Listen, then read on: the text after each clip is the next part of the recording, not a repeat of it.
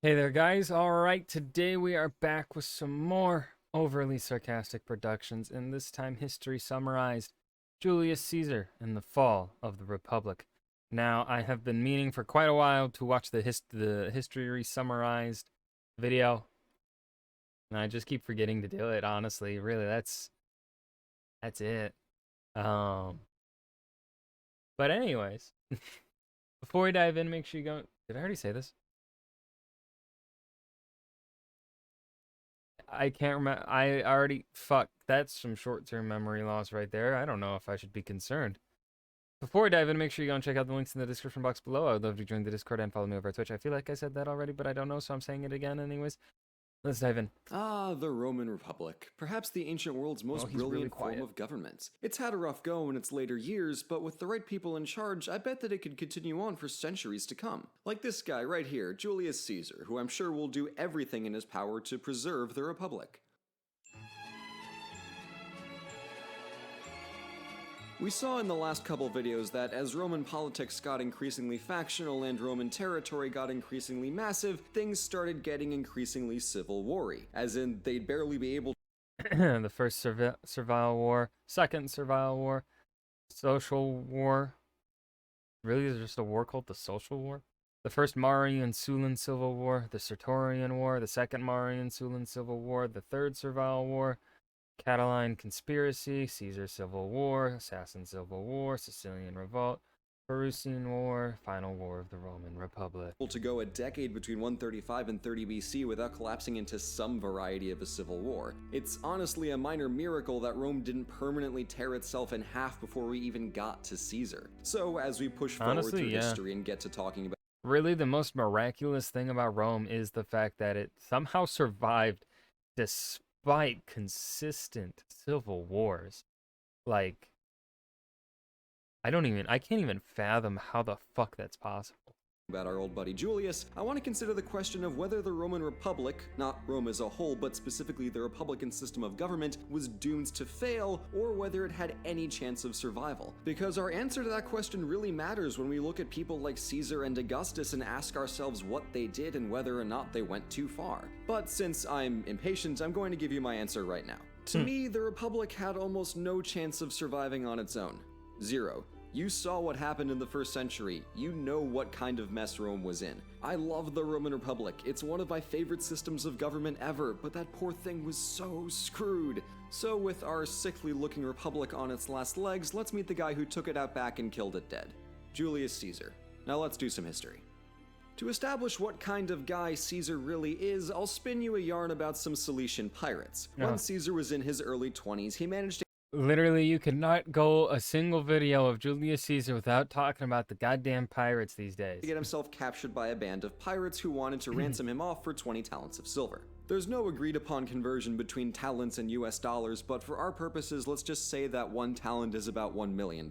So when Caesar heard this sum, he straight up laughed at them and demanded that they ask for a much more respectable 50 talents instead. The pirates, charmed by Caesar's overwhelming diva-ness and razor-sharp cheekbones, I might add, were all too happy to keep him around for the sheer entertainment factor. He played games with them, told stories, and even wrote poems and speeches for them. Sometimes they'd joke about his speeches being bad, and Caesar would respond by saying that when he got free, he'd come back and crucify every last one of them, which the pirates apparently thought was hilarious. Eventually, the pirates did get their 50 talents, so they let Caesar go. And then about 5 seconds later, Caesar came back with a bunch of ships and arrested all of them, casually taking his 50 talents back. He brought the pirates to the provincial governor, but since he didn't really seem to care all that much, Caesar took matters into his own hands and took the high road by keeping his promise, and crucified all of them. Fun! Moral of the story is, I mean, hey, at least he's a man of his word. Caesar cares a lot about his image, he's amazingly charismatic, he's not afraid to take matters into his own hands if he needs to, and he does not screw around. On to more historically significant matters, our boy Gaius Julius Caesar was a well-to-do nobleman from a prestigious family that traced its ancestry back to the epic hero Aeneas and his mother Venus. However, Caesar had a chip on his shoulder because his dad was never consul. You see, in Roman culture, the concept of nobilitas was rooted in the idea that you can inherit excellence, but you have to confirm it by doing excellent things in the present. So, unlike in the Middle Ages and the Renaissance and the Enlightenment and the Industrial Revolution and the early modern period, you couldn't just coast by on familial prestige, you actually had to, do something for it in ancient Rome. Caesar's dad not being consul was a big deal, so his primary goal in life was to confirm his nobilitas by just being consul. To do it, he struck a deal with two other prominent Romans, Crassus, the richest man in Rome, and Pompey, Rome's most accomplished general, and they created an informal alliance. In other words, they made the first triumvirate. They were all good friends, Pompey married Caesar's daughter, Crassus bribed Caesar's way to the consulship in 59 BC, Caesar passed all the laws that Pompey and Crassus wanted, it was a good time. In the process of ramming through debt forgiveness and land redistribution legislation, Caesar definitely broke several procedural norms and did things that were straight up illegal, but since he was consul, he had imperium, the gold Mario star of Roman politics, which meant that he couldn't be prosecuted for his actions while he was in office, regularly overriding the veto of your co-consul on the principle of because I said so, and filling the city with legionaries to dissuade your political opponents may be definite no-nos in the eyes of the Roman elite, but no one could really do anything about it. If you want the full details of Caesar's consulship, this video here shows you all of the shady but also kind of despicably brilliant. Did I watch that one from Historia Civilis? I can't. It's been so long since I've watched a Historia Civilis, and I don't remember the ones that I have watched. Stuff that went down.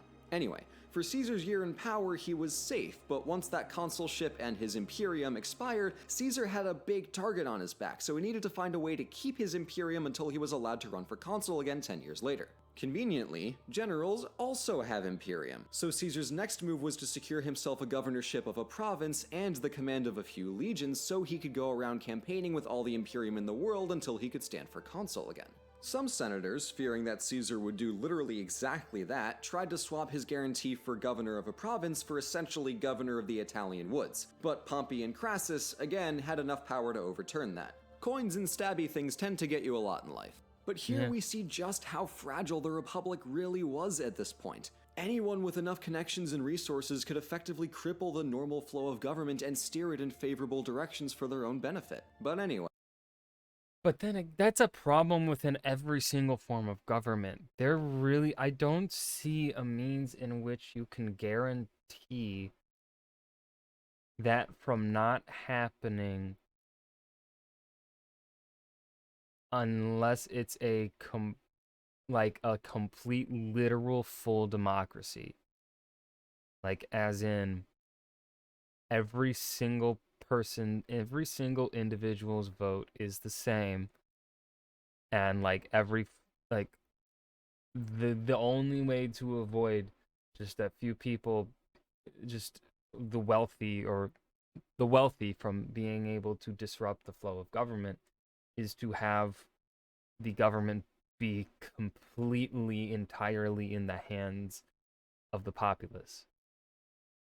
Fully. Like, I'm not talking representative. I'm talking the people essentially vote on everything. Like, and even then, right, the people within government that will then do things to, progress the people's votes or whatever, right? Because you're still going to have people within government to, enact the things the people vote on, blah, blah, blah, put it through the motions. There are still going to then be actors in the world, in government, in the economy that have the money and the sway to hold things up and then perhaps bring about a later vote to completely take the previous one back or whatever. There is really no way of avoiding this, I don't think, in any form of government. Even in a full dictatorship where one man is completely in charge, if he's doing things that, we saw this in CGP Craze power video or whatever it was. You gotta balance, let's say you're a fucking full dictator, and you're trying to be the best that you can do, and you're not trying to be swayed by the 1% or whatever. The 1% are just going to kill you off then and replace you with someone better, with someone else, right? Like, there's no system of government that can avoid the issue here that is plaguing Rome. Anyway, Caesar got himself 4 legions and a cushy governorship in southern Gaul, along with a metric buttload of military imperium to keep him safe, and set about campaigning in Gaul for the next 10 years. Alright, cross-promotion time. So Historius Civilis, the guy who made the video about Caesar's consulship, has over a dozen other fantastic videos dedicated to Caesar and his Gallic campaigns. So if you want to know way more about that particular chunk of history, links in the description. It's astounding how much we know in detail about these campaigns, and it's because Caesar himself wrote extensive commentaries on them. This was critical, as he could justify his continued campaign in Gaul year after year by showing how cool he was and how great of a job he was doing, while also building up support among the Roman people by also showing how cool he was and how great of a job he was doing. Plus, we got a history out of it, so win-win-win. Alright, so in enough detail. I mean, of course, a biased history, but sometimes it's the best we can get. 99% of the time, that's the best we can get. Tell that I can still sleep at night, but also in short enough form that this video won't be an hour long. Caesar's campaign went roughly as follows. In 58 BC, Caesar attacked the Helvetii tribe on the pretense that they were attacking an ally of Rome, because remember, Rome would never be so crass as to attack unprovoked. At the end of each year's campaigning season, Caesar left his armies in Gaul and spent the winters in northern Italy. The next year, Caesar went north, won a battle, and got ambushed one time. In 56, Caesar claimed that the Veneti tribe had, quote, revolted from Rome even though they were in goddamn Finisterre, so, he conquered it. Safe to say at this point that Caesar functionally considered all of Gaul as already his, Rome's. The next year, Caesar went really hard on the Gaul is Roman thing. He considered Britain and Germany as threats to Gaul and therefore as threats to Rome. So in the same year, he bridged the Rhine and attacked some Germans, and he sailed across the English Channel. The invasion of Britain was honestly a total bust, so the next year he went back with a huge fleet because the man can't leave well enough alone, and pushed as far north as the Thames. After his floundering, humiliating scramble on the British beaches the year before, Caesar had to prove that Rome was no pushover, to his enemies, to himself, and to his Romans back home. Also he lost an entire legion to an ambush in the dead of winter. So, whoops. In 53, he went back to Germany and afterwards left half of his bridge still standing in a sort of don't you make me come back there power play. The following year was probably the biggest year of the campaign because King Vercingetorix had unified the remaining Gallic tribes against Rome. After some battling back and forth, Vercingetorix camped out on the fortified hill city of Alesia. Now, Caesar needed to surround and wall off the city to starve it out, but there was also the distinct likelihood that he himself got attacked while investing the city. So Caesar needed to fortify both directions. His army built a 10-mile long wall on the inside and a 14-mile long wall on the outside. That's 24 miles of wall that Caesar threw down because he was goddamn determined to take this city. But oh snap, next thing you know, a ton of angry Gauls come down to attack Caesar. So Caesar rolls a natural 20 on his deception check, sends out a cavalry detachment to attack them, but the Gauls think it's the first of an entire Roman reinforcement force, so they panic and book it right the hell out of there. Legitimately, this should have been the end of Caesar's career. This should have been the end of him. He should have lost this battle. There is no other way to look at the Battle of Alesia other than Caesar should have lost. The amount of Gauls compared to the amount of Romans. Like, even if Romans fought as best as they could, the only way that this would end in victory is if the Gauls got scared and routed. Because there were just so many of them. Allowing Caesar to take the city, and just like that, all of Gaul basically belongs to Caesar.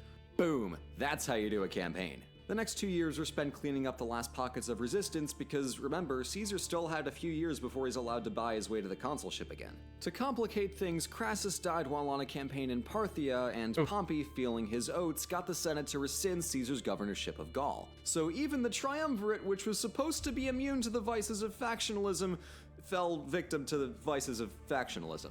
That's not a good sign. So Caesar got Pompey's note, and astutely realizing that going back to Rome on his own was nearly a death sentence, Caesar, feeling his oats, said screw it, or more accurately said alia iacta est, and brought the 13th Legion over the Rubicon River and into Italy. Pompey and most of the Senate proceeded to nope right the hell out of town and go to Greece. Caesar, rousing the support of the people, was proclaimed temporary dictator, Latin for speaker, with the goal of restoring peace, even though he was technically the one who started the civil war, but details. And he proceeded to absolutely demolish Pompey's army in Greece at the Battle of Pharsalus against all odds. Again, Historia Civilis. And then he chased poor old Pompey to the end of the earth, which in this case was Egypt. Pompey sought refuge with the boy King Ptolemy, who owed him a favor, and was likely very displeased to find himself beheaded instead. Terrible way to start a vacation. Anyway, Caesar was absolutely horrified to see Pompey's head, because first of all he was a fellow Roman citizen, but also Caesar was planning on pardoning him afterwards, not killing him. See, this is a lesson in how healthy communication saves lives. But yeah, Caesar was super big on clemency. That was pretty much his thing, except in regards to the Gauls. For, the pirates he crucified. But anyway, in addition to... And the Gauls he slaughtered, in a genocide.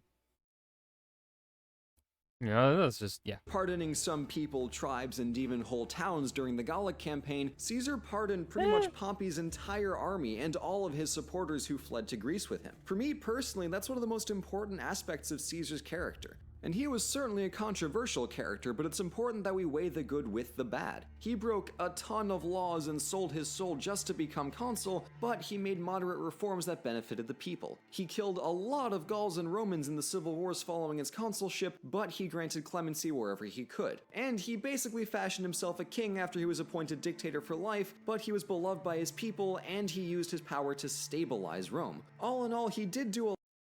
See, that's the thing that is so, I feel like is hard for us in the modern day to kind of grasp, just because of our, and I'm this way as well. I do not like monarchies. I do not like dictatorships. But what if he does have the complete support of the people? And the people just want him to rule for the rest of his life, right? It's well, shit. It's people should not be ruling for too long. They should have term limits. But the people keep wanting to bring them back, right? It's kind of like that. It's a weird area, where it's well, the people say they want him, but it falls into the rabbit hole of, all right, the people say they want him to stay in power, but because of him staying in power, are we certain that the people are voting for him because they legitimately feel he is the best for the future? Or are they just voting for him because he's been in power for so long, or because he's been in power for so long that no one else has been really able to get a voice to challenge him, right? This is an issue within the American politics at the moment. This is how I look at it, right? We have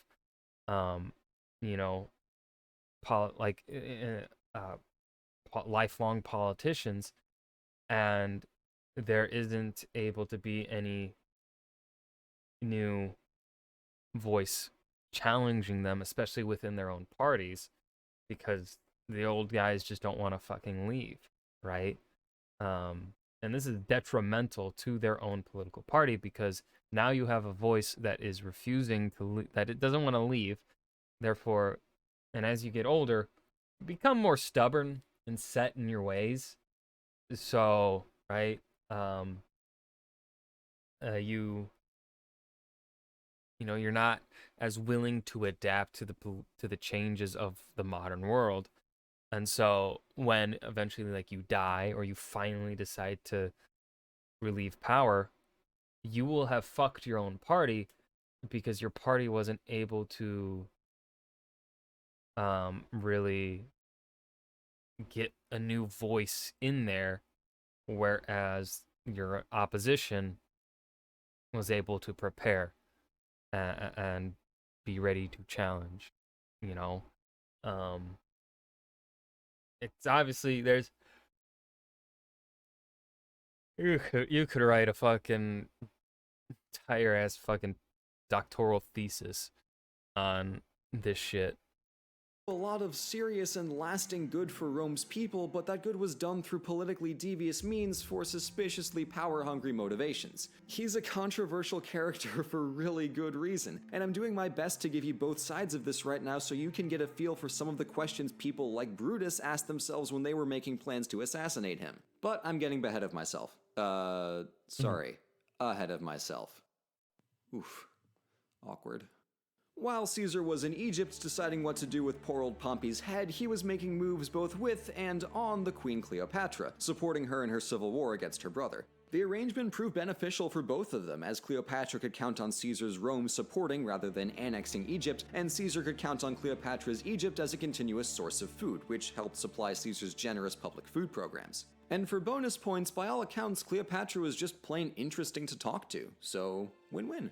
Following Caesar's return to Rome, his position as dictator was extended to 10 years. During his time as dictator, Caesar managed to instate even more reforms that promoted public welfare, government efficiency, and general stability. For one, he limited the political and military power of provincial governors, mostly to stop other people New rule: only I can overthrow the Republic. Got it. from doing to him what he did to Pompey in the Senate. He also reformed the monstrosity that was the old Roman calendar so well that we still use a version of it today. He also conducted a census, carried out several building projects, unified the Roman provinces more closely with Italy, and was just all around a really solid leader. Did he pull a lot of super mega illegal stunts to get himself to this point? Yeah, absolutely. But did he make substantially beneficial reforms that the people loved? Absolutely. Okay, this is the part that makes me sad and angry. In March of 44 BC, Caesar was named dictator for life, and this made a lot of senators really antsy because at this point he was basically king, and Rome still very specifically didn't like kings. On the Ides of March, Brutus, Cassius, and about 60 other senators surrounded and killed Caesar in the theater. But really, it wasn't actually all 60 that actually stabbed him. It was, what, more like 13 of them? Pompey. Ironic. Caesar's last moments are rather disputed, but my take on it is that when he saw Brutus, his friend, whom he had pardoned after Pharsalus was a part of the conspiracy, he accepted his fate and fell to the ground, covering his face with his toga. I don't think Caesar even was eloquent enough to have fancy last words when there were 23 knives simultaneously stabbing him. Okay, No 23, worries. not The 13. assassins may have fancied themselves liberators and restorers of the Republic, but they didn't count on the fact that the Romans really liked Caesar because, I don't know, he was a generous and effective leader. While I may disapprove of Caesar's actions in his early career, I abhor his assassins. He granted them clemency, and they killed him. Dante puts Brutus and Cassius in the lowermost pit of hell for betraying their protector, and I'm with Dante on this one. Yeah. Anyway, that's Caesar. Stabbed 23 times and left bleeding out on the floor of the Curia. Brutus and Cassius were able to read the mood in the room well enough to tell that they weren't wanted, so they and a bunch of senators hightailed it to Greece to build up an army. As we'll see in the next video, it doesn't end too well for the assassins, but I'm already into overtime, so let's wrap this up. In my mind, Caesar killed the Republic long before he was even dictator. He proved how breakable the system was. Let's count it. He bribed his way into office, illegally rammed legislation through the Senate, intimidated his political enemies with threats of force, escaped any and all consequences for his actions on a technicality, commandeered Roman resources for his own prestige and enrichment, marched an entire legion into Rome, and declared war on a fellow Roman for his own political gain. The entirety of Caesar's main political career was either distinctly unrepublican in character or explicitly only illegal. 7 And things. remember that only after all of that did the Senate name Caesar as dictator for the first time. By the time Caesar was named dictator for life and functionally had become a king, he had long since proved that the Republic was fundamentally broken. For most of the Republic's history, its success came from fantastic Roman teamwork, but here its downfall came primarily from the selfishness of powerful Romans. People realized how incredibly fragile and gameable the institutions of the Republic were when you stretched them across the entire Mediterranean, so basically one of two things could have happened to Rome. Either civil wars continued on and eventually ripped Rome to bits, or something in Rome's government changed to make it less susceptible to all those civil wars in the first place.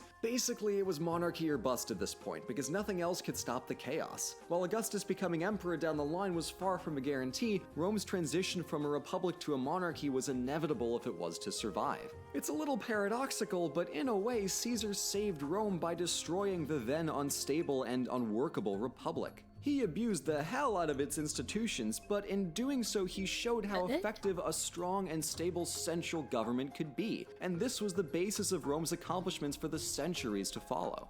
Today, Caesar kills the Republic. Next time, Augustus starts an empire. And that was History Summarized, Julius Caesar and the Fall of the Republic. This was pretty well made. Of course, you know, he brushed over a lot of things, but I do think that the thing, a lot of the time when it comes to, especially when, a fair bit of the time when Blue brushes over things, I feel like I've had the opinion that maybe we should, you know, slow down and actually talk about those things.